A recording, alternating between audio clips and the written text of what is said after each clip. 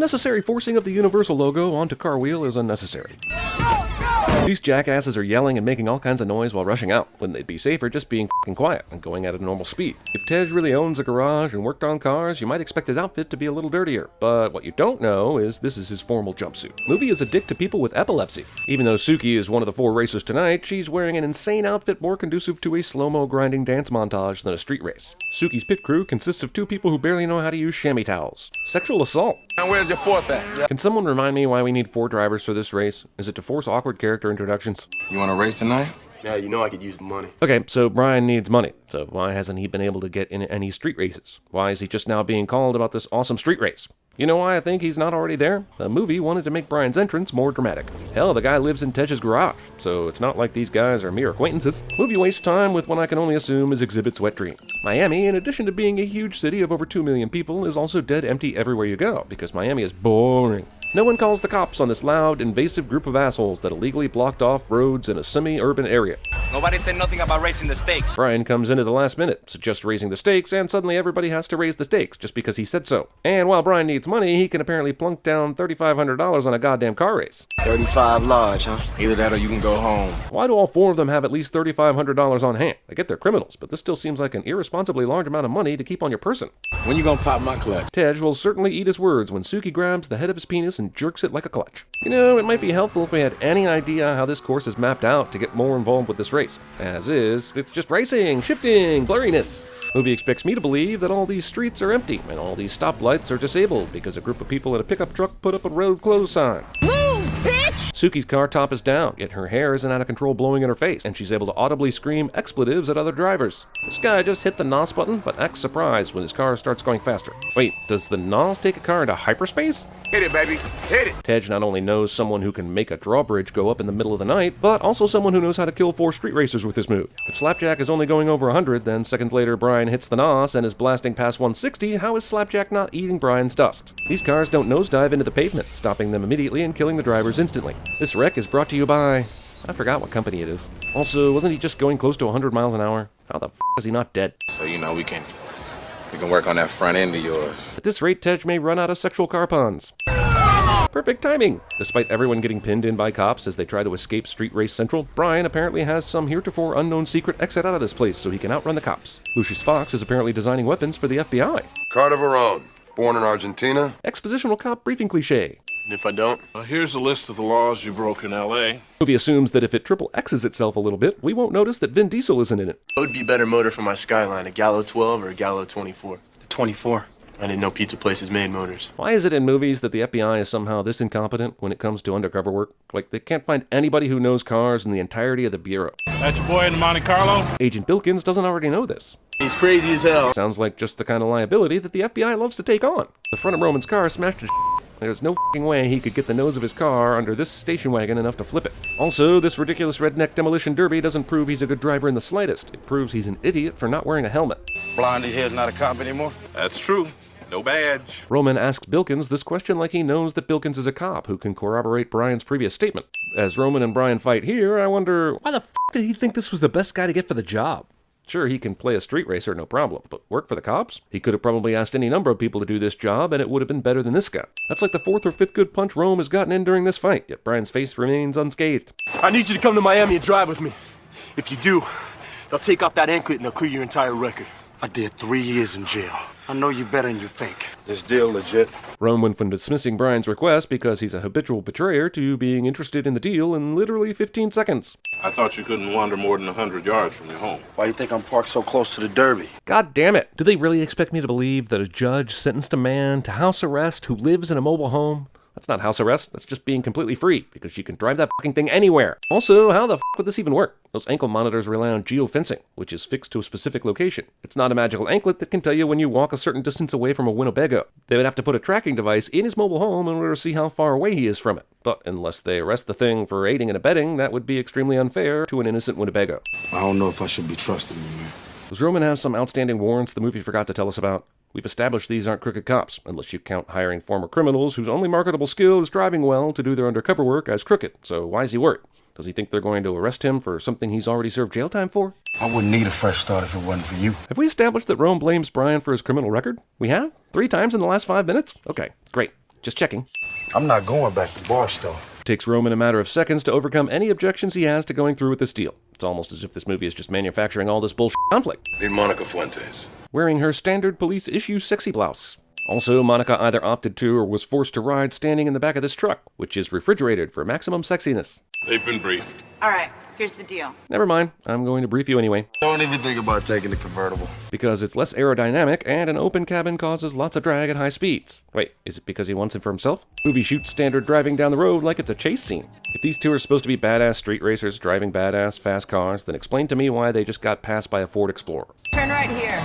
If you're undercover cops posing as street racers, you need to have a prestige level of commitment to the bit and do street racer on the way to the meeting. This is an easy trick if you're not actually driving. He did the stare and drive on you, didn't he? Roman and Brian pull that frequently enough for it to have a name. MoviePad's runtime with 30 more seconds of car porn. Hey, where'd you get them cars at the bottom of a cereal box? Semi-legitimate burn makes me wonder why the FBI opted to go with Japanese sports cars instead of springing for some nice American muscle cars. Carter is the proud owner of a golden easel that he uses to hold the apparently wireless monitor that displays his surveillance system. Also, the number of camera views displayed here suggests that Carter has 12 cameras around his property, but at least 2 of the views displayed are the same. I don't know who Carter is trying to impress here, but he would have been better served by swallowing his pride and just displaying 4 views on the smaller screen. It's good to see that Smash Mouth could make it to the street race meeting on time. Man, the cops in Miami must be up to their ears in cocaine busts to miss all these tricked-out sleds gunning it down I-95. I'm glad they paid all that money to animate this. Otherwise, I'd have no idea the FBI is tracking the whereabouts of a car they own that's being used in an undercover operation.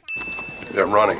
What a surprise. Why the f*** would Markham think they were running? Even if he is shitty enough at his job not to assume the obvious here, Monica would definitely have told him that there would be some kind of a test, and that this is all part of the plan. Roman, Brian, and all the other drivers slow down to the flow of traffic, just so they can have this playful moment, just before they start weaving through traffic again. This semi doesn't stop before this happens. Crazy-ass white boy! Tyrese finally earns his paycheck in this movie. Running into this doesn't f*** up Brian's car or Brian. What do we got?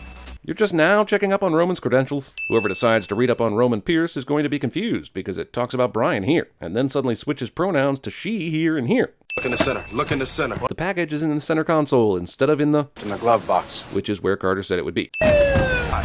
Cops.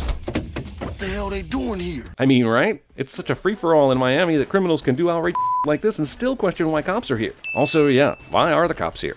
Yeah, he thinks Roman and Brian are running, but you've got to be f***ing kidding me with this mess. If their cars have GPS trackers and you can find them at any time, then why take the risk of f***ing up an investigation? Why not at least hang back and see what they're up to before going insane? Good thing Verone doesn't check this thing, because what's with April 8th? This guy has 5 speeding tickets, all on April 8th, and 3 in one day in 1992. Twice he got careless driving violations on Valentine's Day in 1982, even though he was born in 1973. That's a 9-year-old carelessly driving. Also, I find it tremendously endearing that one day in 1991, the cops pulled over this man for a seatbelt violation. He must have been totally going the speed limit that day. What you checking her out for? I'm not checking her out. She can't hear this. Yes, you were. No, it wasn't. And now you're still arguing about this bullshit? I mean, yes, he was checking her out. Tyrese was checking her out. I was checking her out. This whole trial is out of order. Attica! Attica! I don't care how rich you are, it's a waste to throw away a perfectly good, barely smoked cigar. As I see Tej barking out stuff through a megaphone at his garage where he's an ace streetcar mechanic, I wonder how he became such an amazing computer hacker in the later movies. That's how they do it out here, man.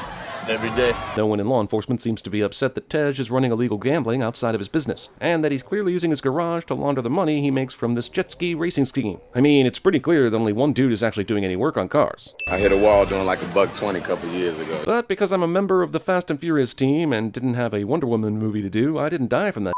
Both of them are wired up like I never seen before. What? How the actual is Roman surprised that the FBI is tracking them? Also, why the do they care that the FBI is tracking them? Wasn't the whole deal for them to work with the FBI to bring down Carter so they could get their records cleaned? If they ripped out the tracking info from their cars, that would mean the deal is off, right? Right? Yeah, well, they've been honest ever since we left Verone's house.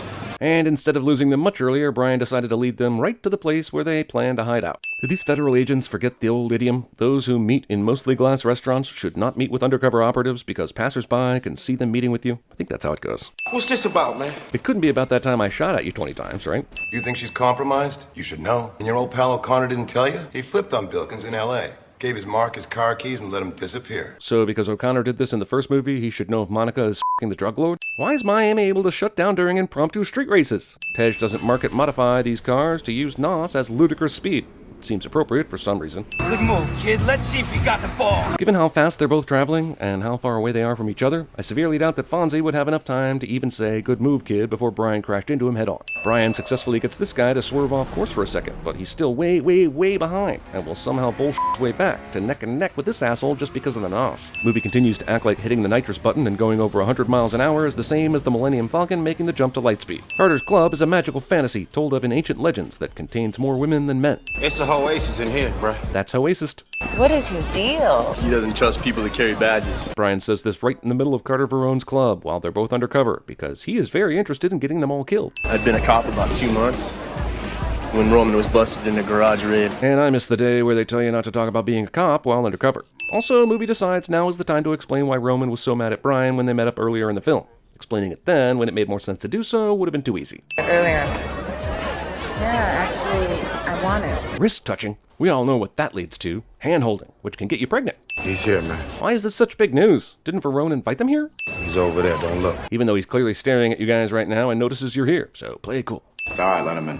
Why does this even need to be said? Didn't he specifically ask for them to come to his little VIP room? 5 minutes of her time, and she can get anything she wants from him. Carter is so brilliant. He was able to figure out that attractive women can use their sexuality to manipulate weak men. Who knew? I got a problem with authority. I have that same problem. For me, it's cops. For me, it's firemen. They're all like, "Get out of the house, it's on fire." And I'm like, "I don't have to listen to you, pig." Oh, you know, I just carry around a rat anywhere I go, just in case there's somebody I want to torture at a moment's notice. Once the bucket gets hot enough, Detective, the rat is gonna want out. The only direction it can go is south. This overly complicated torture technique is basically here to show what a sadistic bastard this guy is. But it's an insane waste of time and rats. Rat cam. This torture by rat in a heated bucket just got a whole lot sexier. Oh yeah. I'll burn him! Noise out, I'll burn him out. Why not just do that? Save a rat? I'm a low-budget mechanic, but I overcharge. Pay me! Let's go, man. Sure, just start raking in the pot before Tej even shows his cards. Why you haven't been shot playing poker yet is beyond me. I think it's my garage, boy. Royal flush. Tej totally slow rolls his employee. It's a wonder both of these guys haven't been shot playing poker. And a royal flush? Come on. Who the f gets a royal flush when the stakes are highest except Tej and James Bond? I'm gonna crash, Tez. I'll catch you tomorrow. What was the point of this entire scene? Is Monica wet right now because she swam to Brian's houseboat? Or did she get there a normal way, but the scene wasn't sexy enough, so they dumped a bucket of water on her? Once you finish the run, they're putting a bullet in your head. Why the f is she going to Brian about this? Did she forget she's a customs agent working with the FBI? She's clearly risking her own life by sneaking on to Brian's houseboat, given that Carter said, You ever touch another man again, and I'll kill you. You'd think it'd be in everyone's best interest for Monica to go and tell the team of federal agents she works for about this instead of going directly to Brian. But that wouldn't be nearly as romantic and probably a lot less damp. They don't know I'm here. I snuck out. And besides me not being there and no one having any idea where I am and Carter being suspicious that there's something going on between me and Brian, there is no reason for them to be here. There's a skylight above the bathroom? How's the peeping, Tommy? Also, this movie's gonna have us believe that Monica can somehow lift herself through this window without making any noise or rocking the boat a little, or she's dead is what I'm saying. All of them are dead. I'm going to remove 3 sins because Eva Mendes exists. Man, you remember us growing up? That transition into this attempt at emotional character development just gave me whiplash. I got Verone's navigator leaving the residence. The FBI has guys on the inside at Verone's place, but only when it's convenient to the plot. This guy is checking in at his office so we can see pictures of his family, allowing the viewer to remember his internal conflict. Move on the trailer property. Right now. Okay, so I understand that Verone paid this guy off to keep a window open for his guys to steal the money. But my question is, why does the cop know about this operation at all? Seems like they could have stolen this money without any cop involvement, unless this is a place where cops were already scoping out, and were waiting for Verone to take the money out of it. But this movie has never explained this money, or why he hid it in a wall in a random house, or why the cops are involved. Sure, that SUV stayed in a straight line without anyone gripping the steering wheel. Sure it did. Let's get the chopper over them, and one eye is right on top. No one in the local police department questions why an FBI chopper is also chasing these guys. This weapon, which is clearly complete bull, is only stuck to the door, yet still messes up all the inner workings of the car. I guess it's sending its bolts to the bullshitometer inside the car's bullshiterator, which is causing everything to go haywire. Brian conveniently pulls out the car stopper hook at the very last second. And apparently you don't even need a gun to fire this thing into a car. You just need a good throwing arm. And even though the hook of this thing basically shut the car completely down before Brian removed it, the car still works just fine even after it's removed. Man, I would love to actually watch this car chase, but I guess seeing extreme close-ups of gas pedals, eyeballs, and gear shifts will do just fine. The police don't immediately start yelling at these assholes to come out with their hands up. Cops don't immediately start shooting at these assholes. There are seriously this many street racers who could help out with Operation Confuse the Cops today. Must have lost him in the scramble.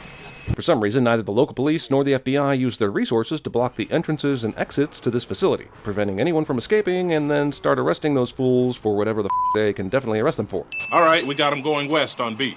Bilkins doesn't assume they ditched those cars and are now using them as a decoy, because that's what I, a normal person who is not an FBI agent, assume they're doing. Okay, so Roman and Brian switch cars, but aren't Tej and Suki in serious trouble for aiding and abetting? Why so happy? And with all the goddamn cars you guys just threw at the cops, why even bother driving these? Sure, you get them chasing after cars that don't actually have the money, but with all the confusion, you could have just kept these cars parked in the garage. So what's their plan here? The money isn't showing up, so I guess they're just gonna arrest Verone for almost getting onto his own plane? Where's the rest of it? The other car?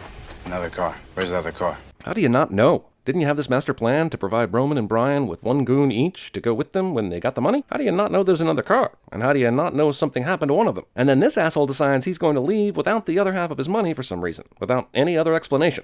So you know nothing about the agents that stormed my jet? So if you don't know about the other car, how do you know about this? They arrested the guys that were out there, right? Did the feds give them all their one phone call, and they used it to call Verone and tell him about the jet?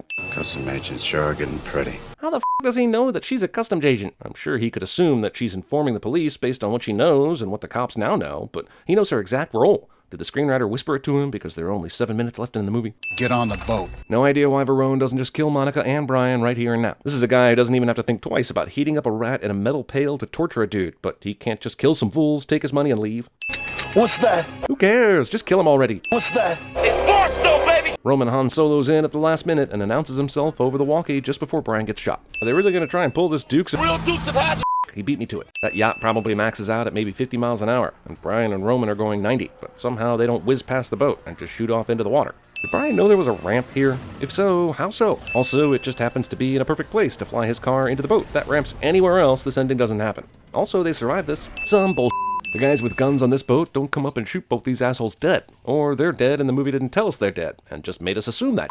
Even though Verone has the draw on them, Brian still managed to shoot first. Downstairs, the screenwriter was fighting off the remaining guards and vigorously untying Monica so she could make it back up here just in time to conveniently take the gun from Verone. Open the garage together? How we gonna do that, bruh? Pockets ain't empty, cuz. Brian says this like he's got some big surprise for Roman here, but Roman has some of the money stuffed down in his jeans. So why did he think opening up a garage would be hard to do when he's got stacks of cash in his pants?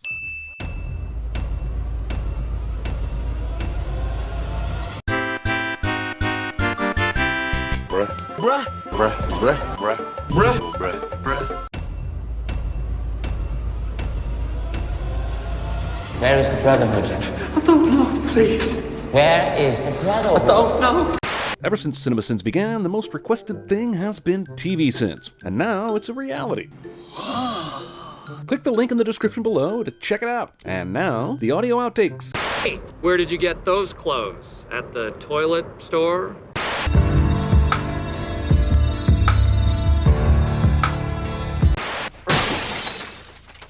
Hey, man. You just f***ed up your Ferrari. It's not mine. You think you can shoot at me? I'm a goddamn federal agent! I am an FBI agent! Long about now, I bet that boy wishes he had a parachute. Like a piece of cake. Cut that one awfully close there, Hoss. Oh, no. American muscle.